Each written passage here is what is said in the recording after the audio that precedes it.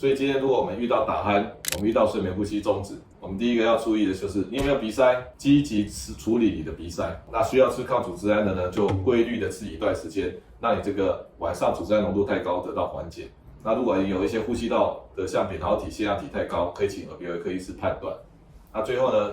腿不宁症候群、夜不宁症候群也可以发生在你的喉咙这一边，是可以试试低剂量的多巴胺刺激剂。那什么方法都试过了，但是还是睡得不安稳，正压呼吸器是可以试试看的。